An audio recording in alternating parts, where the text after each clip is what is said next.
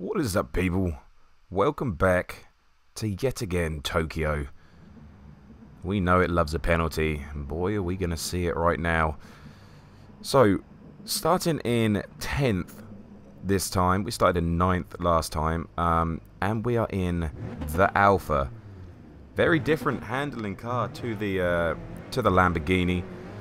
I really feel like you can flat it through more corners than you could do in the Lamborghini, but anyway, here we are starting in 10th, and of course you see there we have a mirror, a little virtual mirror from a video camcorder, whatever it is, on the back of the car, obviously there. So I will be glancing at that throughout, still using the time deltas on the left side to check how far the car behind is, as we've got off to a terrible start.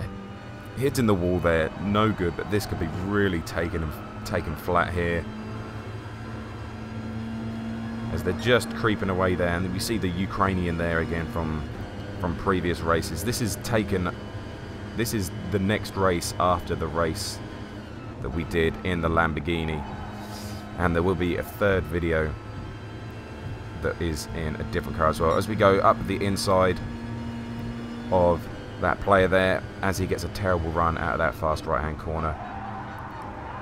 If you hear the tyres scrubbing like that, that means that you're losing some kind of speed. So the more you drive without the tyre squeal, without the tyres screaming for help, the better, as we're all over the back of the Romanian here, but there's nowhere to go, can't really make a move there, so we're just going to stay behind, actually getting a bump from the player behind twice. And yes, of course, we get the SR knock for, you know, being kind and not going into the back of the Romanian and driving properly and being hit in the back. Yes, James, you have an SR down for your kind driving there. Oh, thank you, game. Thank you very much. As that is one lap completed, we're up a position, which is always good to see. Come around there, a much better corner as the Romanian gets a very bad run there, hitting the wall as we go around the outside there. Actually thought he was going to hug the inside and challenge me, but the speed was just too much for him, and he's a second behind now. So up into 8th now, 2 places up. Really good so far. Come around here, actually shifting down. Need to turn in a little bit earlier there and get on the power a little bit sooner. As we see another person with a penalty going past that person, nice and easy. Into this corner here, do I shift down? No, we're trying to keep it nice and smooth in that top gear, because you do lose time when you change gears. So if you can take a corner in the higher gear smoothly, it's usually much faster. Now obviously I didn't have much practice in this car, I just jumped into it afterwards, but it seems like we were pretty consistent. We can hit those 118s. I think my fastest was a 118.1 in the Lamborghini, so it's pretty close to 17. I think I can get in the 17s. But, you know, it's an average time. I'm pretty happy with it with the steering wheel, to be honest.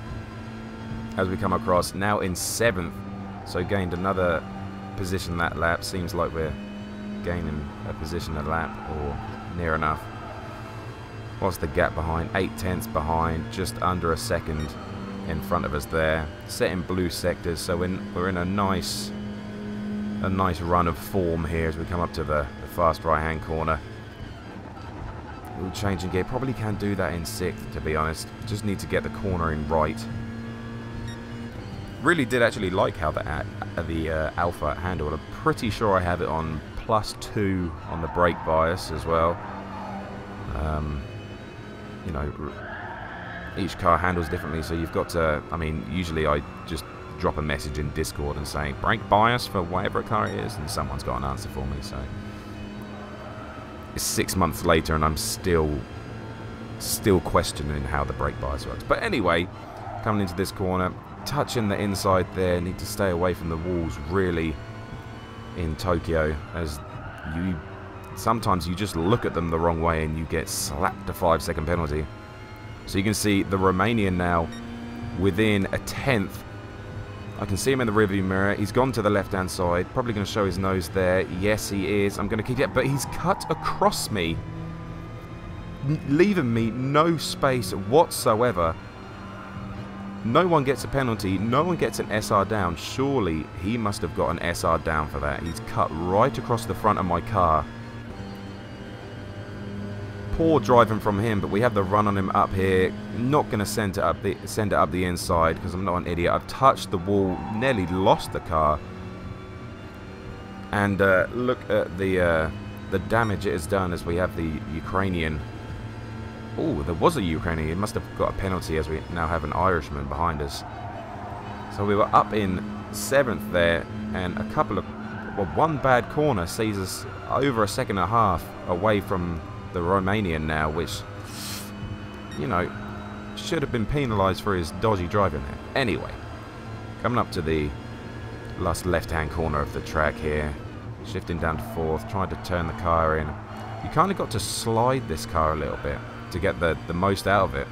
So it's a fine balance between sliding the car and getting the most out of the corner, and sliding the car and losing power because the tyres aren't getting enough traction. As we go on to the penultimate lap now, seeing if we can catch this Romanian here. As we see there, a good highlight of how sliding the car around the corner can really help you.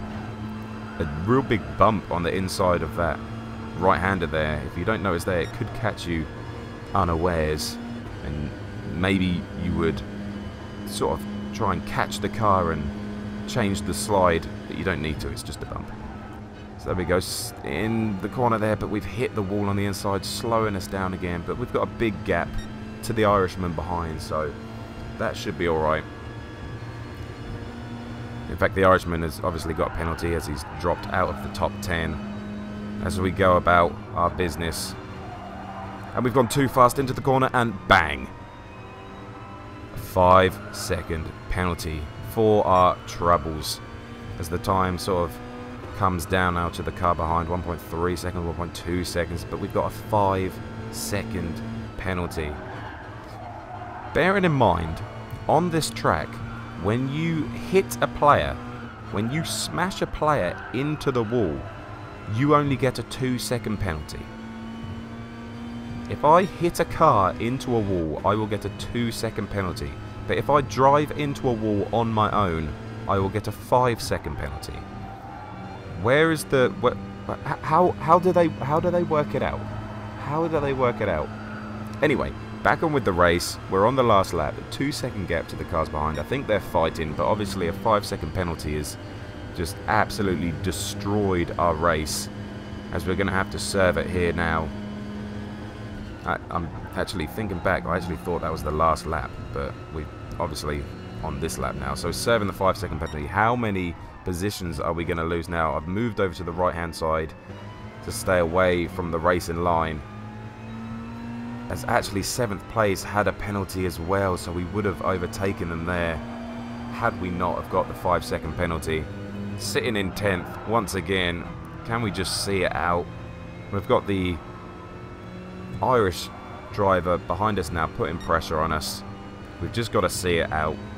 Probably panicking a little bit. We're looking in that rearview mirror. I've gone defensive, so he can't throw it up the inside. Going to have to change the braking point a little bit as I'm closer to the inside of the corner, but keeping it nicely around that corner. Once again going defensive. Big slide there. It's not going to be enough for him though. And across the line in 10th once again. So we can see, I'm not sure, everyone talks about it, the freaking penalty system in this game, especially around the Tokyo tracks, sucks a big old D. But there we go. Thank you for watching, liking and subscribing, and we'll see you in the next one.